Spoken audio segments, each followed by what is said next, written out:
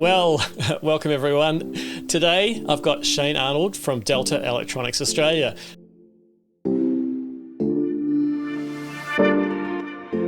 And Shane's here to talk to me and you about this kind of really interesting thing that turned up at my lab. Shane, what is this? Do we have a name for this thing? There's been a lot of names filtered throughout the office internally. It's from where it originated to market suitability, but we're basically calling it the Rural Electrification Solution.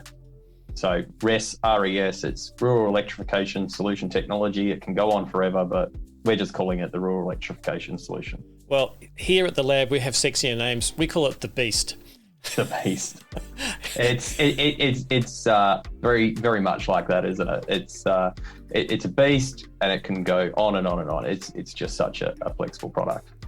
So people can see some quick snaps of it now up on the screen, but come on, let's give us the raw numbers. What is this thing for? Look, it can be a lot of things. I memean, it has its grassroots in telco power supply. That's where it's come from. Now, the telco industry, they're all about massive uptimes. They call it the 5-9. So 99.999% uptime is what they aim for. Allows about 5 minutes of outages. So we've been using this product for a very, very long time, and it's more for we call it mission critical infrastructure solutions. We've used it in telco mobile phone towers. We've used it in data centers across all those high quality areas. And we've brought it into off-grid scenarios. So we've had it in Antarctica, Norway, where the team's based. We've got it out in desert areas, and we've got it in a lot of locations throughout Australia. So we've brought that to what we call the rural electrification, and where it has done some work in Middle East and Africa, and looking at the off-grid market throughout Australia for the last few years, we've tried to figure out, well, everyone has their place, but is there room for an alternative solution? And we think there is. So basically, we've grabbed all that technology that would normally sit inside a communication hub, an air-conditioned climate, or whatever, and we've given it its own home in an IP55 cabinet, many cooling options. We're not using external air, and just built it from there. All one solution, one supplier, warranted by us, and to meet the multiple needs that I'm sure we're going to, have to service. Yeah, so you say you're bringing basically the reliability that a telco expects to the off-grid market. Yeah. So generally, in the telco sector, it's all about redundancy. So, for example, when we're delivering AC power out of this unit, it's all in 1.2 kilowatt increments.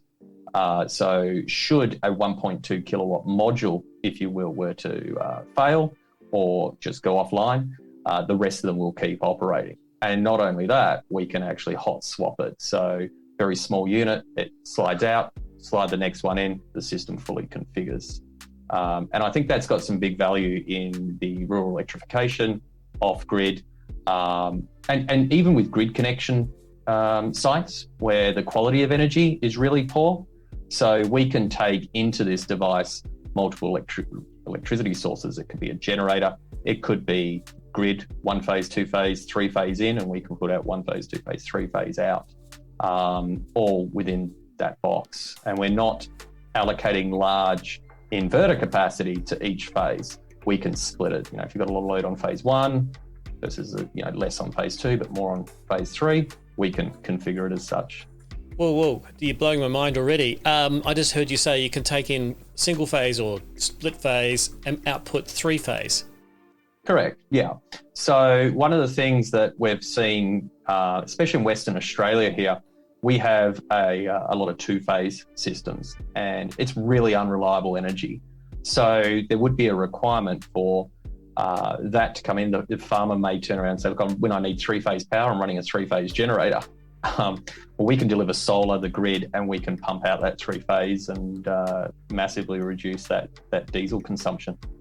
So I've had an experience of designing a system using some alternative products, and really the market was, or the customer was someone who wanted 3-phase, who had split phase. They wanted more power and the utility couldn't give it to them because split phase, on a swirl line is terrible.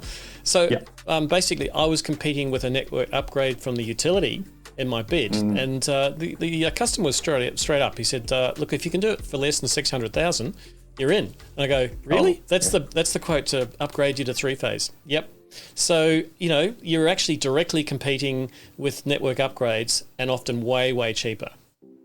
Yeah, and where it's no secret that networks are looking at this kind of solution to upgrade, because they know what it's going to cost them to upgrade. But not only that, delivering infrastructure out that far, it is costly, but it's costly long term with maintenance, and timber poles out in the middle of farmland gets damaged to, could be termites, rot, fire. They eventually fall over and could cause another fire. So, and then there's just the consumer that just looks at it and says, and we've seen plenty of it online where people are doing big off-grid systems because it's just less complicated, more reliable than going the alternative. So yeah, that's certainly a target segment that this can easily achieve. Cool. So the other thing you mentioned was the modular Rectiverters, as they're called. The fact that they're 1.2 kilowatt units, they can be paralleled or to give greater power per phase, and then multi-phased. The fact that you can do it in an unbalanced way, so you might, for instance, have one 3-phase load that's an aircon. So let's say it's drawing 3 kilowatts per phase, that's a 9 kilowatt aircon, but most of your other loads are all single phase and they're all unbalanced, particularly on L1 and L2. You can actually design the system around that mix, which is L3 is never going to have more than 3 kilowatts of load on it, but L1 and 2 are going to, maybe 10 kilowatts of load each. So you can modular configure a 3-phase system. That's right, and to make it easier for our partners out there or whoever wants to sort of get involved, we have a matrix that it keeps things very basic in the pricing, and then when it comes down to the engineering, we actually sort of say, okay, is there any unbalanced loads, or are you wanting it all even? What is site specific? And that will depend on how we wire everything up inside the cabinet for that unique need. Speaking to our engineering team, we have a great engineering team. Kent Lynn, Farhad, and Kieran Deep up in Sydney there in St. Leonard's, very much aware of this. And basically we've brought it all down to the bare basics. What are you going to need as a cookie cutter? And something like we just talked about isn't a big deal to configure per site. Just extending that consideration of being able to size per phase, with electric vehicles coming along and people who may be off-grid wanting electric vehicles, predominantly EVs are single-phase chargers. So except for a few, very few. So most of them have a 7.4 or less single-phase charger built in, which means you're guaranteed that whichever phase that EV charger is installed on is going to be 7.4 kilowatts. So you want to actually size that phase to have the most headroom and the others to cover, the maximum demand. Yeah, of course. Yeah, that's not going to be. In fact, next on our testing list is to actually build this to complement with our EV charging, which won't be too hard on the single phase. But if you could imagine needing to get, say, for example, one of our 25 kilowatt DC chargers in an area where the network can't provide enough electricity, or perhaps there is no network, this device with solar, battery storage, Rectiverters, and an EV charger, put it on a skid if you want, ground mount solar, however it works, we're going to be able to deliver reliable energy charging without the need of a network. I've got a question about the name, Rectiverter. Is it something special, or?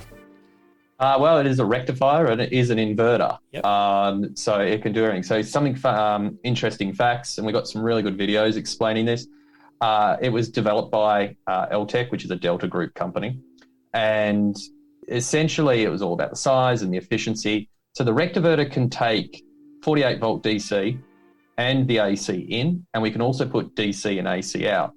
So earlier I said that each Rectiverter has an output of 1.2 kilowatts of AC. We actually can also output 800 watts at 48 volt DC. And there are applications where that might be valuable, for example, DC pumping or motors or whatever might be out there. And that is all integrated into what we call internally we call it the power core, which it slides into, and it's got a touch screen controller, which can be accessed remotely. And that would be the brains to control all that with the MPPT charge controllers. They look pretty amazing. It looked more like, hard drives slotted into a rack unit, these things with a little cooling fan on the front.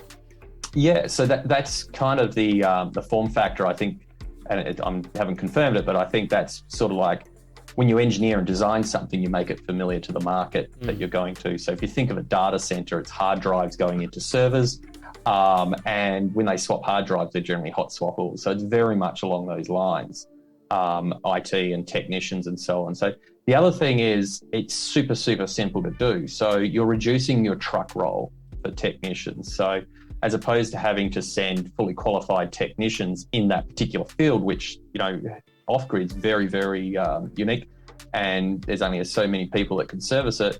What we have is a device that with two little arms fold down, you pull it out, you put the new one in, the system identifies it, reconfigures it, and brings it online in a very short period of time. So when you say hot swappable, you mean you don't have to turn the power off? Correct. We don't shut anything down. So remember telco, we're chasing this 5-9 uptime. So to shut down a whole rack of power supply, and look, theoretically, well, not theoretically, what we've physically achieved is 135 kVA with these systems. Theoretically, we can go much further, but we'll just stick with what we have achieved and have used. 135 kVA, we're not shutting that down to replace 1.2 kilowatts. Wow. So it's hot swappable, goes in, identifies, and away we go. Is it hot upgradable? Let's say you had some spare slots. You don't yet want to go to, say, 20 kilowatts, you only wanted 14. Is it possible to add more? Yeah, so the way we're designing and building the cabinets is all about start small if you wish, and go high. So what's a large consumer of off-grids? We're seeing a lot of these tiny homes, and unfortunately we're seeing them use hybrid inverters, which really aren't off-grid. And I'm sure they work, and people have used our other hybrid products, but what if we give them the cabinet and say, for example, they say, Glenn, we're watching our loads, we're not going over 6 kilowatts. Well, we can just put 6 kilowatts of Rectiverters in there. And if they come back to you and say, we turn the tap on, the inrush current of the water pump tripped it because we had the coffee machine going as well, send a couple of 1.2 kilowatt Rectiverters to them, slide it in, and we're away. We're pre-wiring everything in this cabinet with that cookie cutter style pricing. For example, the machine we sent you was 3-phase, but we also do it in single phase, 14.4 kilowatts of AC. If they're only going to have, say, 6 kilowatts of AC capacity and they want more, send it to them, they can slide it in, and the system will auto upgrade to allow for those extra 1.2s. Wow, that's so flexible. So we've talked about the Rectiverters. We'll get onto the touchscreen, but there's also the solar chargers as well. Yeah, so same form factor. The only difference is we're going to see that it says, solar, and it has a yellow fan guard on it, so we can immediately see they are the solar, and the Rectiverters have the black fan guard. These are 3.2 kilowatt each. They will take up to, I think, 480 volt DC, 20 something amps of input. So let's just, with today's panels, single string, maybe 9 panels each. And so we'll deliver 3200 watts at 48 volt DC to the system, to then be directed into the batteries, because we have a direct link to the batteries, so they are a battery charger as such, and that can then feed off into the Rectiverters. So the unit we have here has got 8 of these units. So what's that? It's 25 kilowatts. Yeah. So that was a number we picked because they're always 4 across. Yep. So we just thought, look, we'll put 2 shelves in there. And you can put 1 in, 2, 3, whatever you like. And of course, they slide in, and then we have the solar shelf, which will have all your switchgear, but also MC4 connectors on it, so that you can run your DC to them, plug that into the MC4s, and that's how you're going to get your solar power. So that's 8 strings basically of PV we can connect into that. I'm really liking this concept too, which is heavily oversize the PV. So you don't have to basically touch the battery system all day long. Even on an overcast day, you're running just off solar. You've got very fast recovery in the first thing in the morning if you have dipped low overnight. And it takes the strain off a battery system, and you can undersize. Well, you're not undersizing really, but you're right-sizing the battery system without spending a lot of money on redundant storage that you hardly ever use. Yeah, so obviously batteries are the higher cost mechanism of off-grid. And so looking at that, we sort of did the math, and We just said, look, let's find the oversized, happy medium, give people nice and easy options, and with that sort of slide in upgradable systems and having all that infrastructure in the background to add more solar, up to those 8 units, getting 8 trackers. And it is about recovery, but also making sure we minimize how much of that battery we're going to use by just showering you in solar. Yeah, no, I really like it. Now, talking of the batteries, you've got some interesting options there. Yeah, so I think the Australian market, I think it's very much from a chemistry point of view, it could be a Ford and Holden argument. Some will argue to the death on LFP, some will argue on NMC. We're going to offer you both. It's up to you. And we're going to be offering, so each battery module is what we call 4U, 4 rack units. So in the 14.4 kilowatt system, which you have at your location, we're allowing 4 RU per battery module. When we go into larger systems, we're going to allow 5 RU, purely because the thermal testing shows us that if we, in the larger systems, we put a single rack unit in between, we get much better cooling, longer life, because it is the costly asset. But it's quite interesting. So in the same footprint, I'm going to deliver you between 4.8 kilowatt hours. We can get, I think actually we're going to do a 2.4 kilowatt hour, 4.8 kilowatt hour. We've got a 7.2, 9.6, and we go to a 12.9 kilowatt hour module as well. And some of them are LFPs, some of them are NMC, but in the pricing matrix, we're able to show that. And you can put 6 of those in that cabinet. You can fit 6 in there, so 6 times 12.9. I will stress that for the longevity of it all, we could give you access to 100% of the battery modules. The data's in, and we're going to say we're giving you 80% access to the batteries, and we're going to hold on to the balance, and the life expectancy of them is far, far more. Yeah, right. Gosh, that's a lot of storage in that cabinet. So 72 kilowatt hours total, 80% usable. So it's around 60, I think, from memory. 61.92 kilowatt hours of battery. And what's great is, now that's an NMC chemistry using the 12.9. And the reason we're using these batteries is this is proven with us. It's proven globally. We have a global agreement with the manufacturer. And they're independently managed, so we have full direct BMS integration with this. And this is another reason why I'm going strong with these batteries is the BMS from their battery communicates to us. We can do firmware updates remotely. We know everything that's going on with these batteries. And just the history and the performance right now is just telling me that if we put this out in the field, we're going to have much less problems. So I'm just going with what's proven in the telco space, data center space, in the field comms, everything we've done in the past. That's what we're going with. I can see already the on-grid market is going towards the all-in-one solution. So solar, battery, inverter as a complete unit.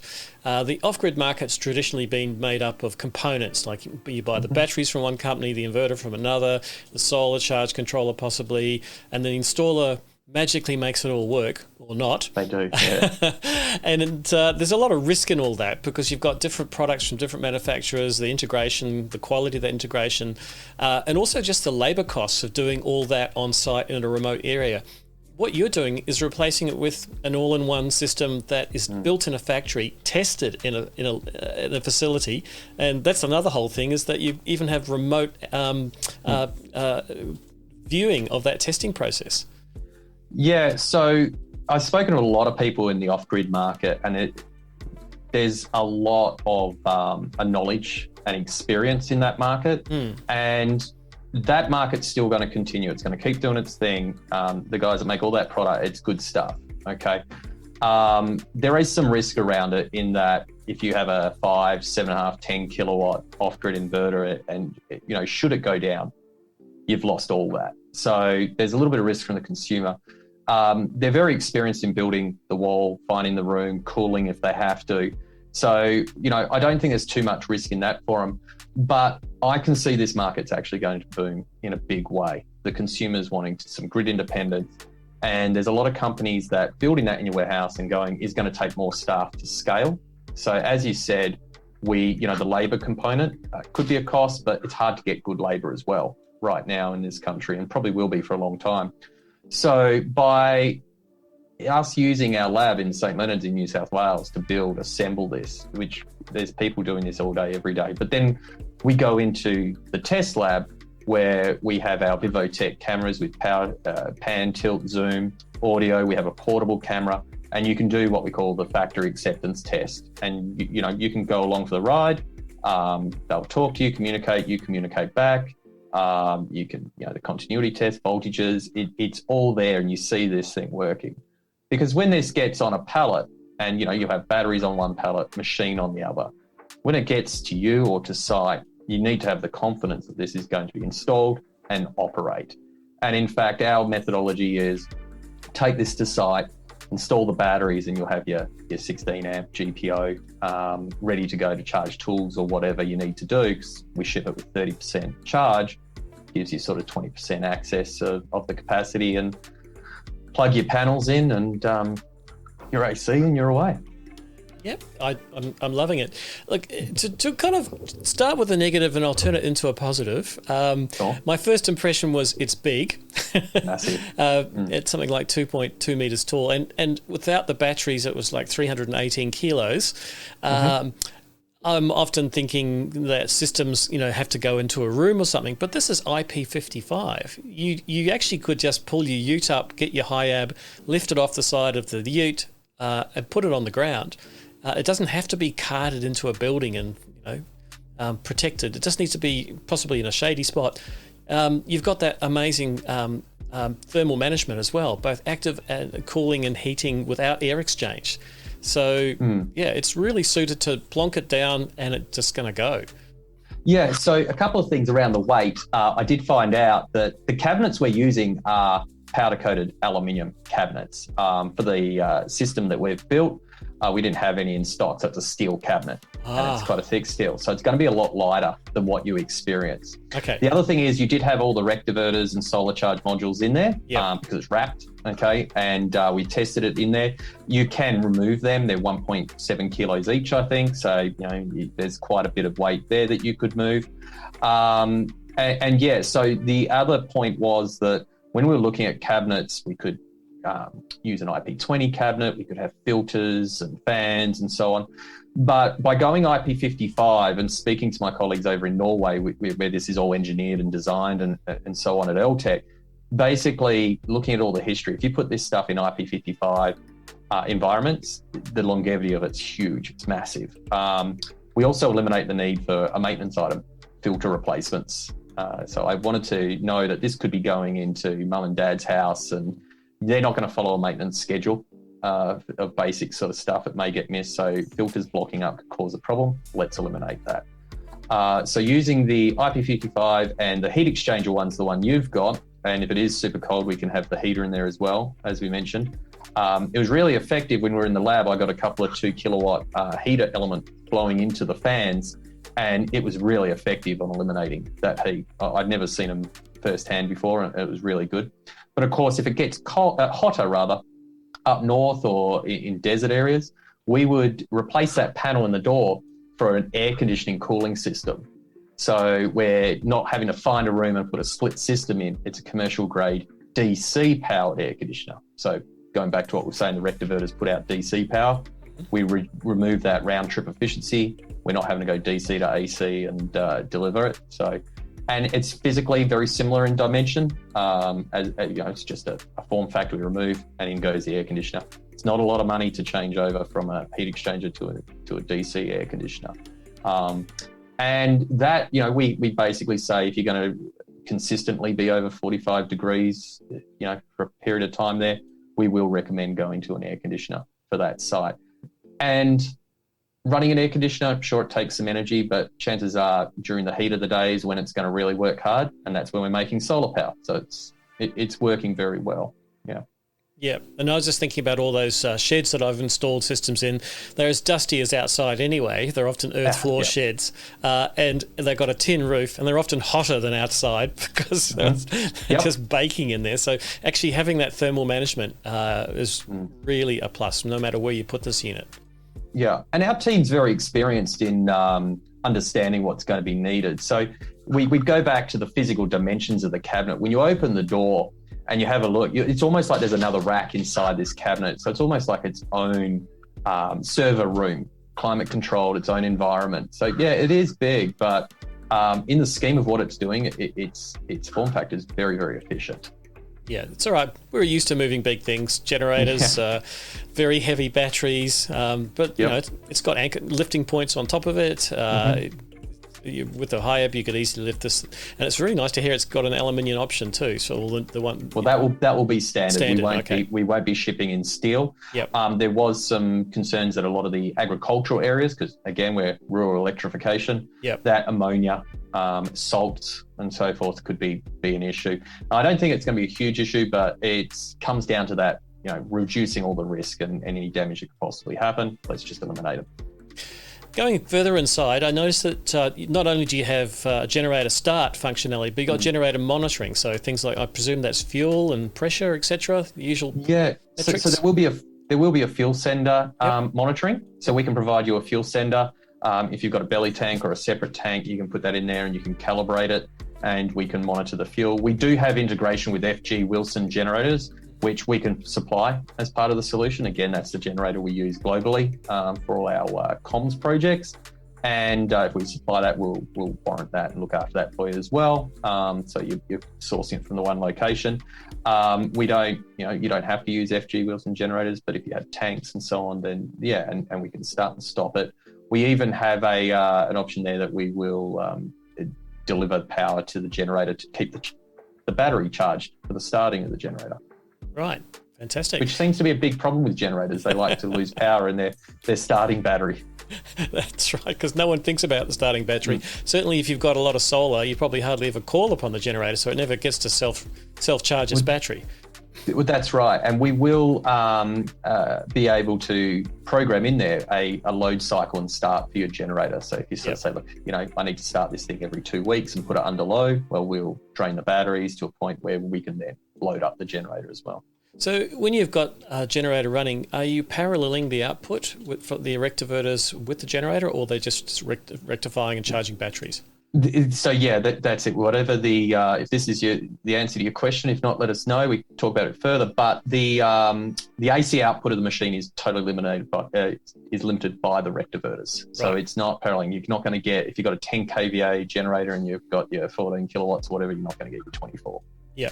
Which means you're not going to get any of the poor power quality from a less than perfect generator, even though you've got some good ones that you supply. Not everyone has one of those. The frequency goes all over the place, and Yep. So one important thing about this device is, you know, it's part of our mission critical products, and a good way to think about it is it's a UPS. It's a UPS, and it has solar panels to charge its batteries. That's the best way to look at this. So if you're in a location where, you know, high grid voltage, low grid voltage or anything like that, and the grid can be in place for generator, we can actually put both grid and generator into it. There is a design for that as well. All right, let's just dive back into it. So we were just, I was actually kind of working my way through the cabinet visually, so thinking about, you know, the bits that I found interesting and just explaining them. So my next point is, so you've got a power point in there, a socket outlet. What's that for? I think it's, you know, pretty fair and reasonable that when an installer gets to site, how they're getting energy, how they're charging their tools, but also I can imagine this being installed under a ground mount array or at a location, and the last thing someone's going to think of is, oh, I might need power there to charge a tool or run a light and so on, or whatever they need to do. So it's actually a very cheap device to put in there when you're building it. So let's just put it in there. You've got it. If you had to do some work, run a cement mixer or anything, you know, I'm just plucking ideas out here. There's a PowerPoint right there for you to run. You will need to open the door to access it. So it's more around energy while you're servicing. There is a service light in there on a cord that can be unclipped, so lighting won't be an issue no matter what time you're looking at it. So that's there. It's automatically on when the door opens. But yeah, that was just something that I think every power system should have at the site. Is that service light run off DC? No, it is off AC. Okay. It's because whenever I build a system out in a dirty old back shed, the first thing I do is put a PowerPoint in for my laptop. Yep. You've got that, tick. And a light as well, just so you're not working in the dark. But it's really nice. That service light comes on automatically because we've got an alarm sensor in there, but it also logs how often the door is opened and for how long. So in some cases, there might be it may not be shut properly, or someone opened it, service it, didn't shut it. They might be logging in and looking at it on site and go, "Oh, door's still open," and they'll go out and shut it. Because remember, we're trying to keep this IP55 as much as possible. Yep. Oh, cool. So it looks like all the cable entries are from beneath. There's a large rubber escutcheon. Yep. That you can just make your own penetrations through. Yeah, I think there's some scribe points there, so you can punch them out, ready to take the various cable sizes. So obviously your DC coming in and going in through the side into the solar shelf, where there's some cable management there for your DCs, then plug into the MC4s. And obviously the AC output can go to an exit out the bottom as well. So you can make it completely bug-proof because of that heat exchanger. There's no air exchange, there's no filters for them to crawl through. You can seal all the entry points, and so it's kind of super IP55, really. I'd like to think so, and we've certainly gone as far as we humanly possibly can. Obviously, if cables are not entered properly or installed, I mean, that's one thing we're going to focus on in the training out of Sydney is your penetration points. Let's keep it as arranged and organised as possible.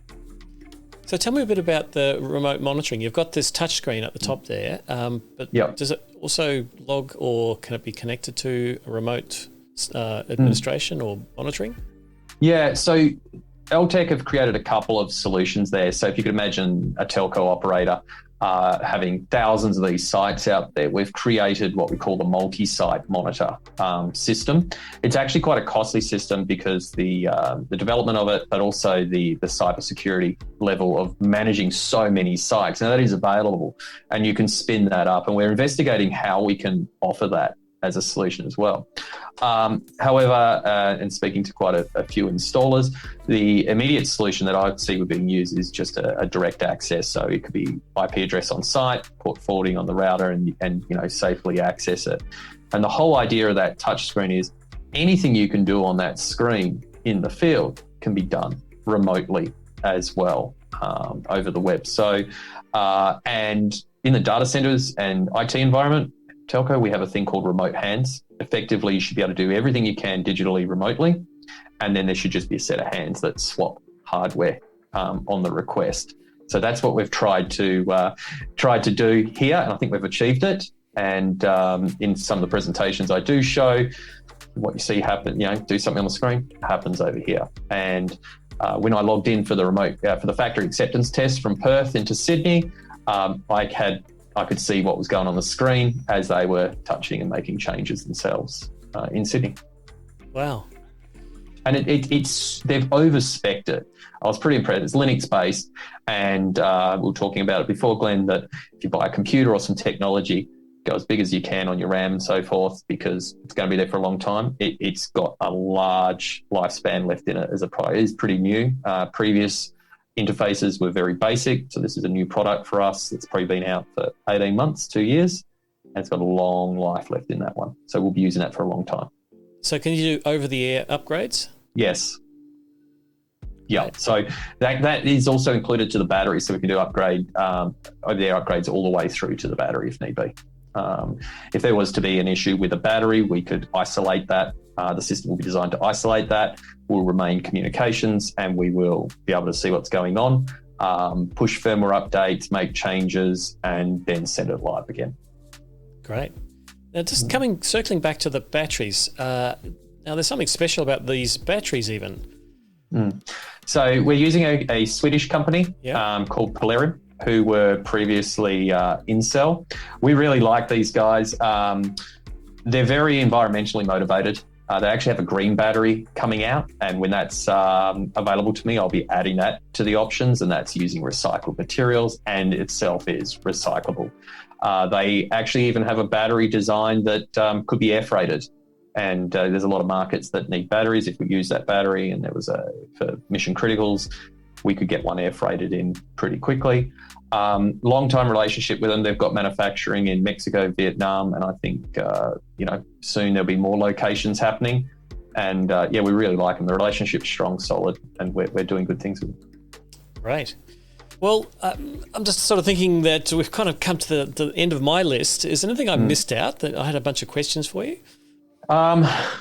We've talked a lot about it, and I'm sure there's something that we've missed. But no, I think the right now the offering that I'm putting together as a cookie cutter is 43.2 kilowatts, 3-phase. The max in single will go to is 24 kilowatt single phase. So both those machines will have over 35 kilowatts of solar trackers, I think 12. But we can go larger, as I said, 135 kVA that we can go to. And we can, if we want more batteries, we just add more cabinets. That's the other thing about the cabinets. We're ready to expand. If we ship you a cabinet and you say, hey, I want more battery capacity, we can ship another cabinet that is already pre-wired, ready to just join up to the next one. So again, we're all about less time on site. That's what's really going to cost people a lot of money, is if they have to go back, go to site, come back, or any issues. We're delivering you something that's very expandable, very easily to achieve that, and cost effective as well. With that, I think there's more chances of being the chosen product for your client base, and that expandability, redundancy, modular side of things, is going to work well for a lot of people. It's not going to work for everyone. I accept that. We're not here to be the be-all, end-all, but I think it's a really great solution for those who may not have the experience of these the stalwarts of the industry who've been doing off-grid forever and know it inside out. Got a lot of respect for them, because it would have taken them a long time to build that up. But this could assist them in scaling their business, or also people that want to enter this industry. We're there to support them. Great. I can see one last question, which will be coming straight away from people who are watching this video, is where can we get one? So the model that we're going with here, we will be selling direct to the installers, retailers. I think that's pretty important to make sure that they are dealing direct with us, because we've got to work pretty closely together to deliver what they need and understand how to do that. So we will be working closely with that client base, and to contact us directly. I'm sure you've got our details. Probably add that to the feed, but certainly contact us via email, and we can have a discussion about how we can support each other. Well, I'll put that in the link below so people can follow up after watching this. But it's been great talking to you, Shane. And look, I'm still super excited by this. I think this is kind of the future of how off-grid should be done. Yeah, look, I'm glad you think so, because it's been a long time development for our region, the Australia-New Zealand region, just to make it work. So it's great to hear that. Thank you. Great. Okay. See you, Shane. See you, mate.